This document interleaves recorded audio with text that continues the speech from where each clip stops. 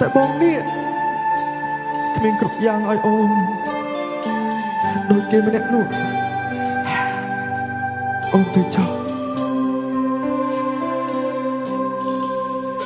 បានដឹងច្បាស់មួលលាក់ផ្លាំងមានថ្មីហេតុនឹងឡើងចិត្តអើយនៅនឹកដល់នាងត្បិតយើងធ្លាប់ជាសង្សារនឹងគ្នាមកតែពេលនាងបានបដូរផ្លាំងអងទៅហើយ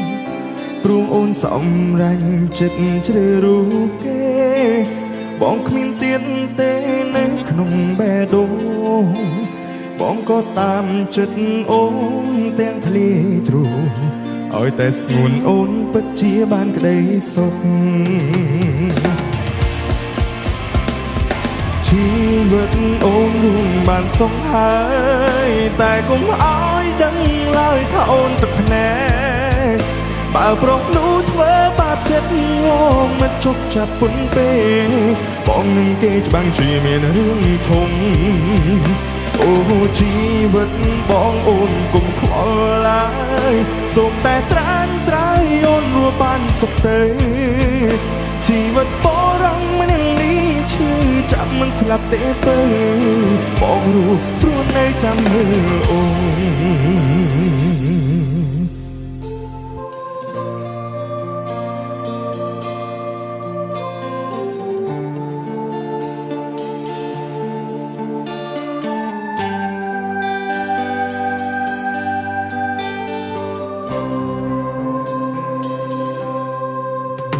បានដឹងច្បាស់មួលលាក់ផ្លាំងមានថ្មីហើយមិនឡើងចិត្តអើយនៅនឹកដល់នាង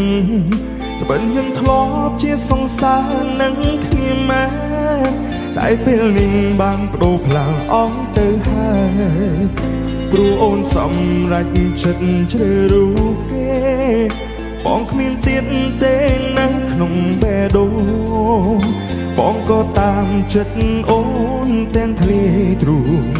ឲ្យតែស្ងួនអូនពិតជាបានក្តីសុខ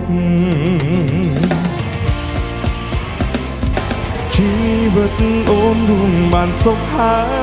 យតែកុំឲ្យដឹងឡើយថាអូនទឹកភ្នែកបើប្រុសនោះធ្វើបាបចិត្តងងមិនជប់ចាប់ពុនពេបងនឹងគេច្បាំងជាមានរឿងធំ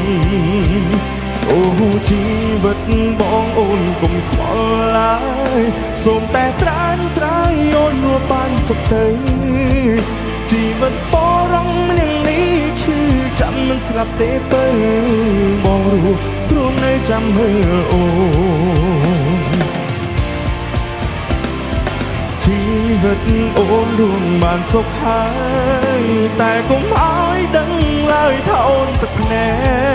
កបើប្រុសនោះធ្វើបាបចិត្តងងមិនជប់ចាប់ពុនពេបងនឹងគេច្បាំងជាមានរឿងធំអូជីវិតបងអូនកុំខ្វល់ឡើយសូមតែត្រាញត្រាយអូនរស់បានសុខទៅជីវិតបរងម្នាក់នេះឈឺចាំមិនស្លាប់ទេពើបងរស់ព្រោះនៅចាំមើលអូបើគេធ្វើឲ្យឈឺចាប់ប្រញាប់ប្រាប់បងណាស្ងួនបងនឹងចាំអូនរៀងរហូត